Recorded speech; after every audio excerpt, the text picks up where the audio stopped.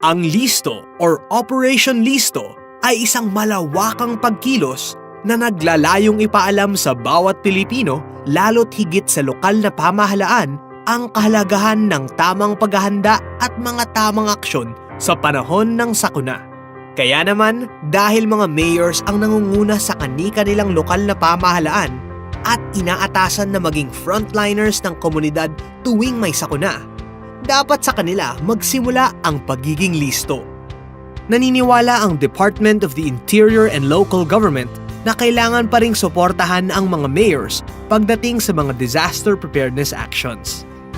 Dahil dito, bumuo ang DILG ng Disaster Preparedness Manual para maging gabay nila sa tamang paghahanda at tamang aksyon. Binubuo ito ng 3 bahagi. Una, ang Checklist of Minimum Critical Preparations for Mayors. Ikalawa, ang Checklist of Early Preparations for Mayors. At ikatlo, Checklist for the Municipal Local Government Operations Officer, Chief of Police at Fire Marshal. Ang unang bahagi ng manual ay ang Checklist of Minimum Critical Preparations for Mayors. Sa kasalukuyan, ang lokal na pamahalaan ay nakadepende lamang sa advisory ng PAG-ASA sa pagtukoy ng storm warning signal ng kanilang bayan. Ito ang kalimitan nating naririnig o nakikita sa iba't ibang media channels.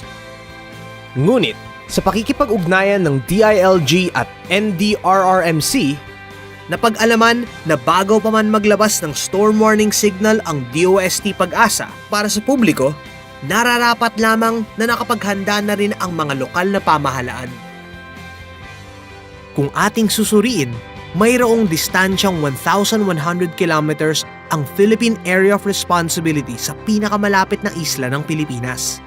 Sa speed na 25 kph, halos 2 araw or 43 hours lang ang palugit nang tumama ang bagyong Glenda sa lupa. Kaya ngayon, inihanda na ng DILG ang mga lokal na pamahalaan para mapabilis at mapadali ang pag-aksyon ng mga LCEs. Bumuo ng bagong scheme ang DILG at ang mga ahensya ng NDRRMC na tinatawag na Critical Preparedness Actions na makikita sa Checklist of Minimum Critical Preparations for Mayors. Ito ang Alpha, Bravo at Charlie. Bawat Critical Preparedness Action ay may kaakibat na set of actions na kailangan gawin bago pa man pumasok ang bagyo o sa oras na pumasok ang bagyo sa Philippine Area of Responsibility. Para mas maintindihan natin, tingnan natin ang pagkakaiba ng Alpha, Bravo at Charlie. Una, ang Charlie. Ito ang breadth of the storm o pinaka-critical na mga lugar na malapit sa mata ng bagyo. Dahil ang Charlie ay tinaguri ang mga lugar na malapit sa mata ng bagyo, may iba't ibang lapad at sakop ito. Halimbawa, ang lapad at sakop ng bagyong Ruby ay iba sa lapad at sakop ng bagyong Glenda. Ikalawa, ang Bravo. Ito ay medium risk o mga lugar na nasa 1 hanggang 50 kilometro ang layo sa mga lugar na kinabibilangan ng Charlie. Ikatlo, ang Alpha. Ito ay low risk o mga lugar na nasa 100 kilometro ang layo sa mga lugar na kinabibilangan ng Charlie. Ngunit, paano nga ba malalaman ng isang lokal na pamahalaan ang kanilang estado sa mga critical preparedness action na Alpha, Bravo at Charlie? Ipagbibigay alam ng DILG kay Mayor ang kalagayan ng lungsod na kinabibilangan nito, kung Alpha, Bravo o Charlie. Bukod dito, makatatanggap din ng ganitong set of advisory ang mga mayor. Mayroong itong impormasyon ukol sa lakas ng ulan, lakas ng hangin, mga probinsyang tatamaan ng bagyo, at mga inaasahang epekto nito o potential impact, katulad ng posibilidad ng storm surge, tsunami o landslide. Bukod dito, may mga reference boxes at Typhoon Information Board ang flowcharts. Maaaring ilagay ng LGU ang local hazard maps bilang batayan sa pagtukoy ng mga lugar na nasa peligro. Kasama na ang mga contact numbers ng mga ahensya na maaaring hingan ng assistance at datos. Sa pamamagitan ng Typhoon Information Board, pwede ring ipaskill ng LGU ang typhoon track at kasalukuyang lokasyon nito. Ang Alpha, Bravo at Charlie flowchart ay binubuo at nahahati sa mga sumusunod. Una, tamang panahon o oras kung kailan gagawin ni Mayor ang aksyon. Ito ay ang upon alert o mga aksyon na kailangan gawin pagkakuha agad ng impormasyon na manggagaling o ibibigay ng DOST Pag-asa sa DILG Codex at ibababa sa mga DILG regional offices. Sunod ang before actions o mga aksyon na kailangan gawin bago pa bumagsak, tumama o maglandfall ang bagyo. At ang huli, during and after o mga aksyon na kailangan gawin kapag dumating na ang bagyo at mga gawain din pagkatapos ng bagyo. Ikalawa, general set of progressive actions na gagawin ni Mayor. Ito ay ang prepare, respond, at monitor or report. Ang prepare ay binubuo ng mga administrative at managerial actions na kailangan i-organize at immobilize ni Mayor. Ang respond ay binubuo ng mga pagbibigay ng mga tungkulin sa mga grupo ng tao na naatasang mamuno sa disaster preparedness, response, at recovery. Ang monitor o report ay binubuo ng mga gawain na mag-oorganisa ng mga datos na makukuha sa iba't ibang grupo ng tao kapag may bagyo. Bukod pa rito, nakasubdivide na rin ang set of progressive actions into specific actions na karaniwang makikita sa Alpha, Bravo at Charlie flowchart. Ang mga gawain na nasa prepare ay ang mga sumusunod.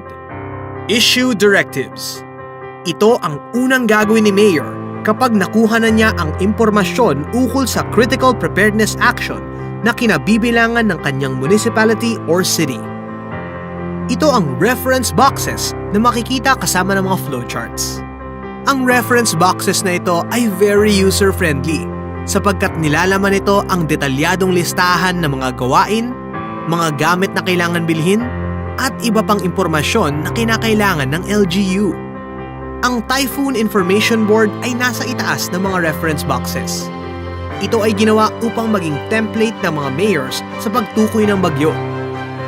Maaaring sulatan ito ni Mayor gamit ang whiteboard marker ng mga importanteng impormasyon ukol sa bagyo, kagaya ng mga sumusunod: typhoon name, wind speed, path, radius, signal number, rainfall, at special warnings.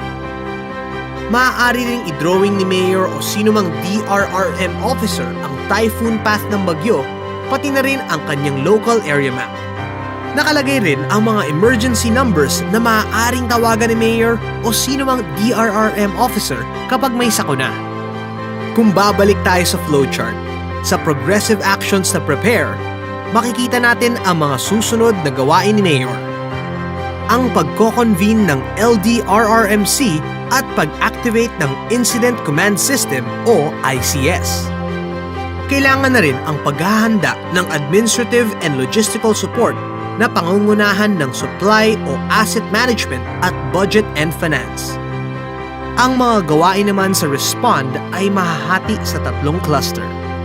Ang bawat cluster ay kinabibilangan ng iba't ibang grupo ng tao na siyang magiging punong abala sa mga naka-assign na tungkulin. Ang Cluster 1 o ang Security Lifeline at SRR Cluster ay kinabibilangan ng PNP, BFP, Engineering at Public Safety Office. Sila ay tututok at mag-organize ng 4 na teams na hahawak ng search, rescue and retrieval, security, medical at clearing operations. Ang Cluster 2 o ang Humanitarian Cluster ay kinabibilangan ng Municipal Health Office at Municipal Social Welfare Development Office. Sila ay tututok at mag-organize ng 2 teams na hahawak ng evacuation o camp management at mass feeding and relief distribution. Ang Cluster 3 o ang Information and Awareness Cluster ay kinabibilangan ng Information Office at Media Relations. Sila ay tututok sa warnings, alerts and announcements na kailangan ipaalam sa publiko. Nararapat lamang na makipag-ugnayan ang grupong ito sa Pag-asa para sa tamang impormasyon at sa media upang madaling maipaalam sa publiko ang kalagayan ng LGU. Muli, ang mga nasabing specific actions ay karaniwang makikita sa Alpha, Bravo at Charlie flowchart. Sa paglipas ng oras o pagdaan ng bagyo, upon receipt of alert, before landfall and during and after landfall, naiiba-iba ang mga specific actions ng bawat flowchart dahil iba-iba rin ang intensity nito. Maaari nating gamiting halimbawa ang pagdedeklara ng evacuation. Sa Alpha flowchart, ang mga mayors ay hindi nagdedeklara ng evacuation, ngunit kailangan pa rin na nakaantabay ang bawat cluster. Sa Bravo flowchart, nakasaalang-alang kay mayor ang pagdedeklara ng evacuation. Sa Charlie flowchart, dapat magdeklara ng forced evacuation. Ang mga gawain naman sa monitor o report ay ang pagkuha ng mga datos sa different clusters at communication channels at pag-oorganisa nito para ipaalam sa publiko at lokal na pamahalaan. Ang lahat ng makikita sa checklist of critical preparations ay minimum. Maaaring higitan ng LGUs ang mga aksyon na nakasaad dito base sa intensity ng bagyo at iba pang nakaambang panganib o sakuna sa lugar. Kung mayroon ang paghahanda sa critical na mga oras ng bagyo, nararapat din na maghanda bago pa man may dumating na bagyo. Ito ang kaakibat ng Minimum Critical Preparations for Mayors at ikalawang bahagi ng Disaster Preparedness Manual. Ito ang checklist of early preparations for mayors. Ito ay mahahalagang set of actions na ginagawa sa panahon na wala pang bagyong dumarating sa bansa. Ang mga mayors ay inaasahan na nagawa na ang lahat ng mga aksyon na nakasaad sa checklist na ito upang magampanan ang mga nakasaad na mga tungkulin sa Checklist of Minimum Critical Preparations. Ang checklist na ito ay nahahati sa 4 na general action areas. Una, create structures and systems. Ang action area na ito ay naglalaman ng iba't ibang plano na magiging basihan ni Mayor sa pag-oorganisa ng mga teams na makatutulong sa kanya sa panahon ng isang sakuna. Nandito rin ang mga guide at references niya gaya ng mapa at mga baseline data na maaari niyang magamit pagpasok ng bagyo. Ikalawa, policies and plans.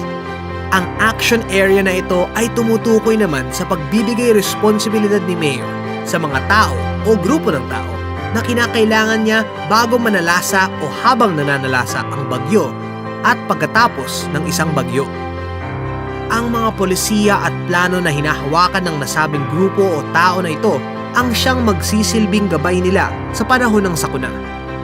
Kasama rin ito ang pagbuo ng koneksyon sa iba't ibang pribadong sektor at organisasyon na maaaring tumulong sa oras ng sakuna. Ikatlo, build competencies. Ang ikatlong action area naman na ito ay nagbibigay halaga sa mga trainings na kinakailangan ng mga taong natukoy sa una at ikalawang action area.